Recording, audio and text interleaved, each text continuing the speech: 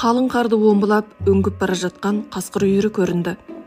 2 айдың 14 күні Шинжаң Алтай Қанас көрініс районы Қом қыстағындағы малшылар ұшқышсыз ұшақпен қасқыр үйірінің қалың қарды омбылап, өңгіп бара жатқан сирек кездесетін кескінін алған. Қанас көрініс районы жабайы хайуанаттарды қорғау тарабы қызметкерлерінің айтуынша, таяуда көрініс районы тұрған Алтай таулы районында қалың қар жауғандықтан жабайы хайуанаттардың азық тауып жеуі қиын болған. Көрініс районы сүркейлі ауа райының жануарлардың тіршілігіне әкелетін ықпалына қадағалай назар аударуда.